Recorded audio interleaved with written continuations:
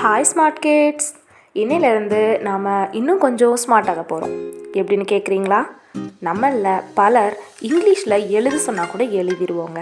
ஆனால் பேசுகிறது கொஞ்சம் தயக்கம்தான்.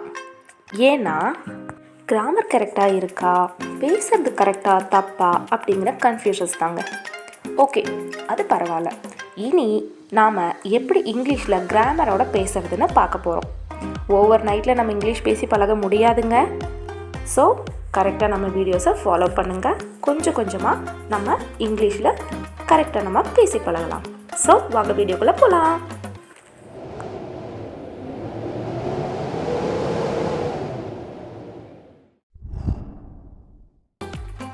கிளாஸ் 1 ஐ ஆம். இதை எழுதும்போது ஐ போட்டு அப்போஸ்ட்ரோஃபி போட்டு எம் அப்படின்னு எழுதுவோம். எப்படி ப்ரொனவுன்ஸ் பண்ணணும் அப்படின்னா ஐம் ஐம் அப்படின்னு ப்ரொனவுன்ஸ் பண்ணணும். இதோட மீனிங் என்ன அப்படின்னா நான் அப்படிங்கிறது தான் குறிக்குது. இன்னைக்கு கிளாஸில் ஐ ஆம் யூஸ் பண்ணி வர சென்டென்சஸை தான் பார்க்க போகிறோம். ஃபர்ஸ்ட், ஐம் ஹாப்பி, நான் சந்தோஷமாக இருக்கிறேன். ஐம் சேட், நான் கவலையாக இருக்கிறேன்.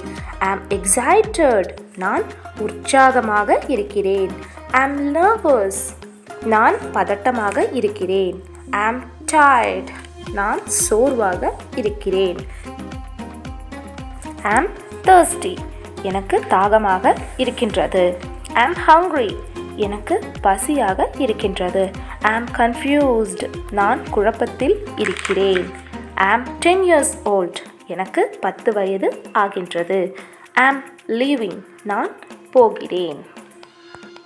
இந்த மாதிரி சின்ன சின்ன சென்டென்ஸ் எழுதி அதை ப்ராக்டிஸ் பண்ணி பாருங்கள். இது கூடயே இன்னும் கொஞ்சம் நெக்ஸ்ட் லெவலாக நம்ம பார்க்கலாமா?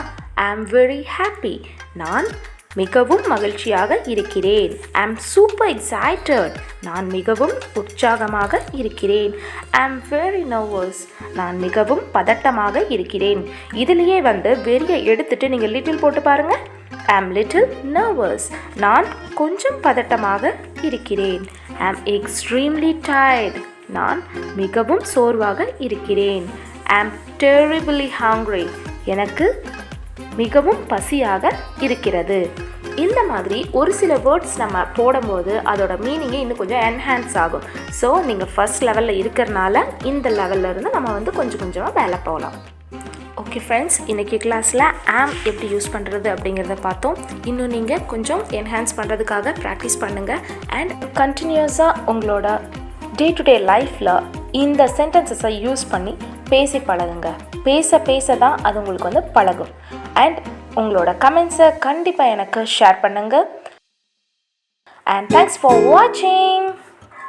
இது போன்ற வீடியோக்கள் வேணும்னா ஸ்மார்ட் கிட்ஸ் சேனலை லைக் பண்ண, ஷேர் பண்ண, கமெண்ட் பண்ண, லைக் பண்ணுங்க.